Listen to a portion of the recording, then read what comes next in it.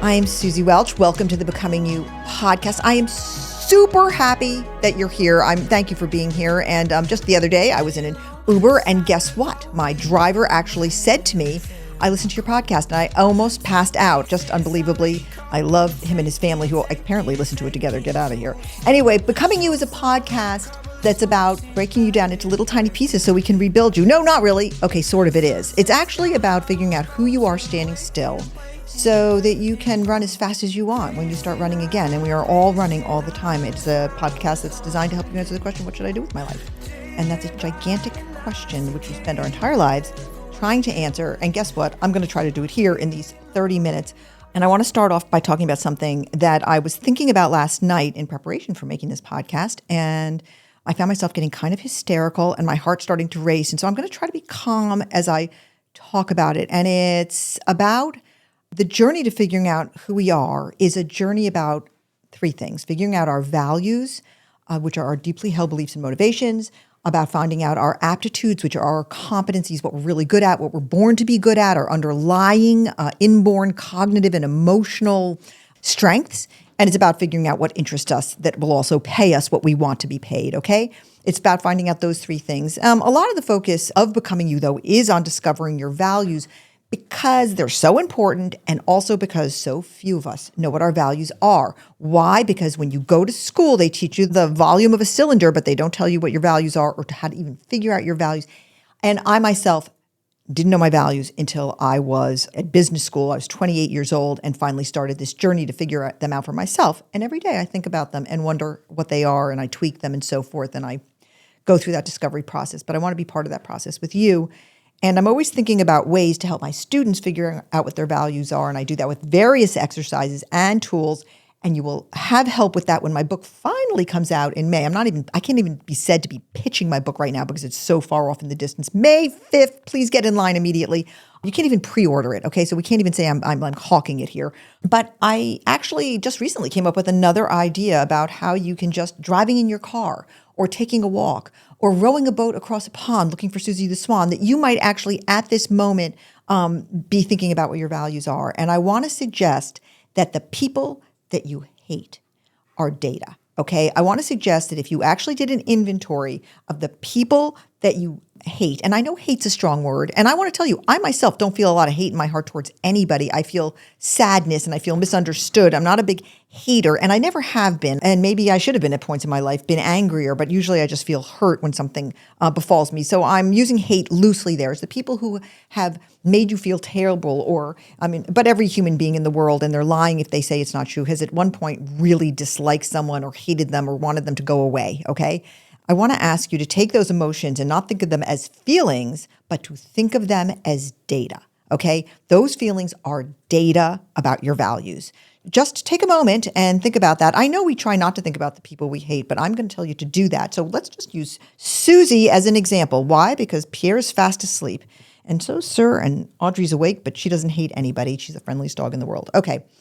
When I think about this, I think that the first person that I felt a lot of hate for, and I'm sorry, it's a sad moment for me to admit this, was my grandmother, Francesca, who raised me in the house with my mom. She was an amazing woman. I now, as an adult woman, fully understand what a radical human being she was. She was an immigrant from Sicily. She came over in her teens. I think that there's a lot of her in me. She was fierce and defiant. I think she was very smart. She didn't finish high school. I think the family lore is that she was very, very smart. And she came to the United States and she married a man who was much older than she was. She had 4 children by the time she was 21. And then get a load of this. Remember, Italian Catholic Sicilian immigrant. She divorced him at 24. And she told stories about how the priest came over and yelled at her and so forth. Obviously, something very, very bad happened. And there's family suspicion about what happened. And I will not mention what it was, but it was not good, whatever happened, and it involved a child, blah, blah, blah. So she divorced him, and she took her kids. A single woman took her children on a train across the United States to La Jolla, California, resettled there, and several years later, he came and found her, and they got married again, and they went back to Rochester, New York. Okay, she was under 30, and there they were, and guess what? At age 31, she divorced him again. Something terrible must have happened. life went on. She built an incredible business. She was like Rochester's Woman of the Year. She was an incredibly gifted knitter. She knit beautiful silk suits. I have 3 of them up in my bedroom, and my life's aspiration is to be skinny enough to fit into them one day, but that's a long way off.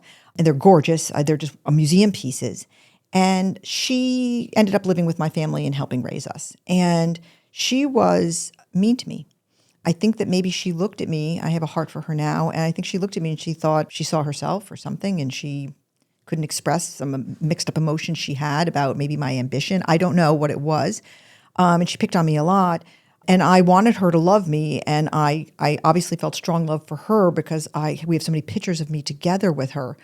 But the thing that really struck me about her that made me resist and as a young woman growing up, grow apart from her was her bitterness towards the world. And when I was beginning to be a woman in college and growing up, I remember telling my sisters, I hate Nana. She's so bitter. She's so angry. And I look at that now, and I think this was the beginning of one of my most foundational values, which is towards belonging. I love my friends. I love community. I love being in relationship with people. In fact, one of my mottos is always stay in relationship, even when you're estranged. And I didn't do that with her. And when she died, I was not in relationship with her, a gigantic regret of my life. I wish earlier to understood that the source of my hate was me trying to push away from her value. Her value, she was filled with rage and anger, and I had a value of belonging.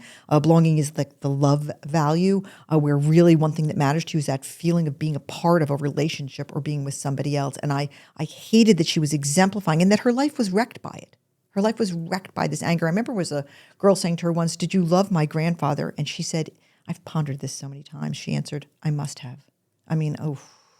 Anyway, so when I had these feelings about Francesca, or Flying Frances as we called her because she traveled a lot, it stirred up in me so many emotions. So number one, when I look back to it now, I just resisted her. I didn't want to be near her. I remember feeling as a little girl that I wanted her to stop hugging me. Okay, and we were Italian. Hugging was a big thing that went on all the time. And I didn't want her touching me anymore. So I think now that I look at this and I mine it for data, I think 2 things were going on. Number one, her bitterness, her rage, and her anger shut down her life so much. And that was absolutely antithetical to this value I had of belonging, which was that's the friendship value. I thoroughly loved friends. I wanted friends. And with friends, you can't be bitter unless you just find a bunch of other bitter people like you. But the other value that I didn't have any words for at the time were that her hatred made her life small. Okay, if you're filled with rage and you're filled with seeing the bad in everybody and being skeptical of everybody, which she was. She doubted everybody. You're scoping your life down very small. So to me, scope is a gigantic value. It's the size of how big your life is. You know, like when I teach my students about scope, I always say, okay, high scope, you're Bianca Jagger coming into Studio 54 on a white stallion. That actually happened, youngsters. That happened. That was a time. And she had a big, exciting, glamorous life. And then there's that, all the way down with scope is when you really value things like privacy, predictability, security. There's a whole TikTok, vertical you can go into where it's like, I like this little life. And, you want to have your cup of coffee in the morning and you want to do one chore and that feels really good to you and you value just a few friends. But for me, I wanted people to look at me and to say, oh my God, what a huge life. Why? Because I wanted to live that life. I wanted a big, exciting, complicated life. And guess what? I got it. I got it very quickly when I married Jack. I thought I had a big life, then married Jack Welch. Boom, boom. And I think one of the reasons I loved him, to be quite frank, was because I loved how big and exciting. And if there was one person in the world who had a larger value on scope than me, it was my husband, Jack, but we were 2 peas in a pod. And my grandmother had made her life tiny with her bitterness. Okay, because it's very hard to be expansive and to meet new people, have new experiences if you're a cynic. And her bitterness made her a cynic. And so I look back now, now, I had no words for it then, but now as a semi-scholar, a person who likes to think of herself as one a little bit, but as an academic who's doing work on identity and values, I see the data in my hatred for the way she was living her life was actually my love of the values of belonging and scope. It's very, very hard in any event to look straight into the mirror and to know what your values are, okay? And so you have to excavate. You have to sort of come at it every different angle. I use this analogy in the book of what happens when you find a diamond. Like if you saw a diamond lying on the ground in its raw form, You wouldn't even know it was a diamond. It's like a big, like dark yellow, clumpy kind of thing. And then jewelers use all these tools to reveal the diamond underneath. There's all these technical terms for it, which I've done way too much reading about. Thank you, Wikipedia. But we have to use, as human beings, we have to use all these tools to excavate our values. And when the values bridge finally arrives, and it's coming, about to be in beta, and I'm so grateful to the people who have offered to be beta testers. We're coming for you. I hope this tool that I've invented, which is a wacky, wacky, wacky thing that I've done that, with a lot of help, thank God, will hopefully make more efficient and shorter work of beginning to surface what your values really are. So I want to just finish with one thing, which is that I mentioned earlier that one of my values is belonging, which is really the friendship value. I really honor my friends. I love my friends. I have been so blessed by so many friends and have so many. And one of those friends is a person named Andy Wazenchuk. He was my first boss at Bain & Company. He was the greatest boss a human being could ever have. He actually taught me what it was to be a good boss. If I could be 10% as good a boss as he was, I would be a great boss. He was amazing. And so one of the things I do in a class I teach called Developing Managerial Skills is it's a surprise. At the end of the first class, I say to them, look, I'm going to spend the next 12 weeks telling you all how to be a boss and how to manage people. But what do you think it was like to manage me? And then as a surprise, I zoom in Andy Wazenchuk, who was my boss at Bain, who actually then just retired because he went on after an incredible career with the New England Patriots to be a professor at Harvard Business School. So he's very agreeable to do this. And he comes into class and he talks about what it's like to manage me. My favorite line from this is, you did not manage Suzy, you survived her. But anyway, I was a unmade bed in those days. And he is so unbelievable. In just 15 minutes, he teaches more to my class than a normal person, including me, could do in months. And he's just a very wise person. He's a good friend. And I love him and I love his wife very much. And I've known him now since 1988. So that's a long time. So this morning I woke up and I got an email from Andy, and he basically said, in the nicest possible way, because he is the nicest possible person, he basically said, hey, biatch, you never thanked me. Okay, he said it in a super nice way. He basically was like, hey, where was my phone call after that, me talking to your class? And I wrote him last night immediately, and I said, I hate myself. I'm a skunk. Can I talk to you right now? And he didn't answer me. So I called him today, and I started off by saying to him, I have all this lip service about how much I love my friends, and I didn't call to thank you, and I hate myself. And he let me go on and on. He didn't stop me. Not only is he a good boss, but he's a really good friend to remind me that having good friends is hard work. And so I apologized profusely, and then I spoke to him for half an hour, and I lived into my value of friends. But I want to just actually, apropos of just my big, massive rookie mistake, okay? That's a rookie mistake not to thank somebody who does a gigantic favor for you. And yet, am I the only one who did that today? Okay? We have to thank the people that are good to us and who teach us things. And I want to say that my mistake should not be yours. So along with the little values lesson on living out our values of belonging, if we have it, and belonging is not for everybody, not everybody's value. I mean, some people are going to take the values bridge and find out it's not a value at all, okay?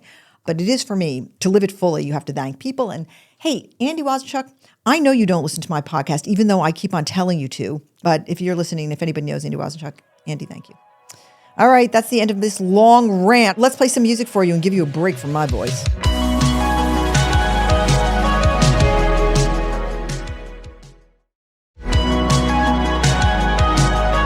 Okay, it's time for my favorite part of the show, which is questions from the community. I want to just say this, friends. I love that you write me, and I endeavor to answer many of you. The volume is kind of hard to get to everybody, but I hear you, and thank you. And now Aliza is going to ask me a question from the community. Go for it. All right, this one is about family and work. Okay. Love your values conflict conversation around family and work. I definitely value family as my number one priority, but it directly correlates to my career and money as I want to provide the most financially secure life for them. Do you have any tips on how to balance or work through this values conflict? I'm feeling stuck. All right. This is the big conflict, family and work. Everybody has it at some point. Jorge, you're about to have it because Jorge's got a baby on the way. I mean, I like to mention that in every single podcast. I also have a baby on the way with I have a grandson on the way. Oh my God, let's just stop and talk about that. Let's not. Let's talk about this particular question. So what we have is somebody who says, family is my number one value, and I also value work. Why? Because it's a means to making my family have more financial security, right? I think that's what they're saying. Am I understanding that correctly, Aliza? Yes. Okay, so they're asking how to manage this. And my answer for that is you don't so much manage it as you understand it, you survive it, and you understand the paradox of what you're doing. What ends up happening is if we don't have language around it, we say, work's driving me crazy, my blah, blah, blah, blah, blah. And actually what you need to do is just say, I've got a value of family centrism that often puts me in conflict with work. But interestingly, I also value work because it allows me to make a better life for my family. This is one of those values conflicts that I have very good news for you about. It gets better. Okay, because it's typically worse when you've got young children. Okay, and you're like, young children make you lose all control of your life, and they have schedules that make work very hard. And I have lived through it. It's over for me now, thank God. And one of my things that I like to do when I see parents who are struggling with this family and work conundrum, when they're right in the thick of it, when their kids are young, and is I try to say to them, it's going to get better. And I want to actually share this one thought with you. The reason why this particular values conflict is so darn hard has to do with what? It has to do with biology, and it has to do with our culture. And that, just hear me out for a second. The time when your children need you the most is sort of typically, and if you have children in sort of in the normal age range when people have children, the time your children need you the most is sort of when you're between 22 and 45, okay? And the time when work needs you to be the most available is when you're sort of between 25 and 45. So there's this overlapping period where work values your availability and your family does too, okay? And it's killer. It's like I remember when I was going through it, I remember thinking to myself, those women who had their children when they were 18 knew what they were doing because they sort of got the children on the road before work started to need them. And there's no escaping this biological conundrum, but there is managing it at the edges, which is what you end up doing every single day doing it. But I would say the one thing I would do is I'd be very, very open with my family about why I'm working so much. But I'd also do the very bold and brave thing that's very, very helpful, and it helped me a lot when I did it, which is I said to my kids, I love my work. I'm not going to apologize to you for working. I love it, and it's part of my life. And one day you will grow up and go away, and I will still be here, and my work will be part of my life. And so you have two choices. You can help me, or you can resist me. And I'm going to help you live your values if you would help me live my values too. These were magical words that I used with my children, and they really changed my life. So I put them out there for you to think about and try out. And I hope that helps a little bit, maybe not a lot of bit, but I have to say the conflict you have is shared by humanity, and it's just something that we all individually invent and reinvent, and having language around it makes it easier. Thank you for asking it.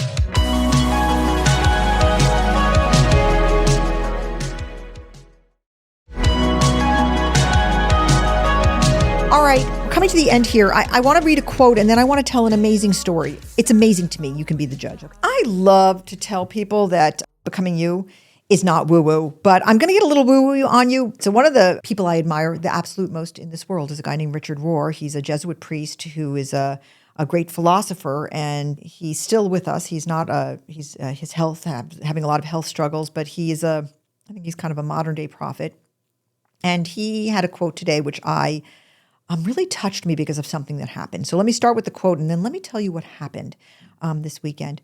When we make a pact with ourselves to show up for reality just as it is, reality rewards us by revealing its hidden holiness, its ordinary wonder, its fruitful shadows, and radiant wounds.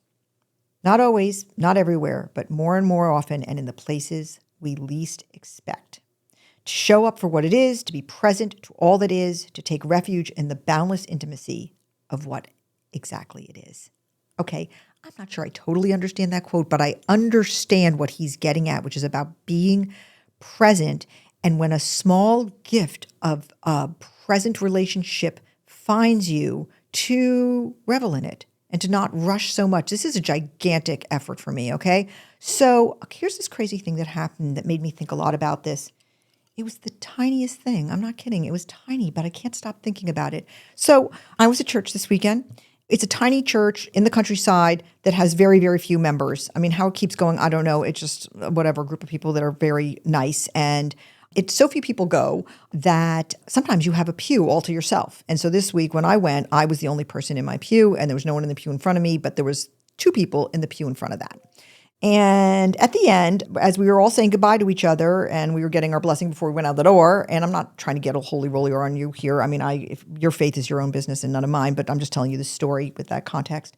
The pastor said, before we go, will everybody just hold hands as a way of saying goodbye? And there I was, alone in my pew, and I had no one to hold hands with. So I just sort of stood there feeling very sorry for myself. It was a massive pity party, let's not lie.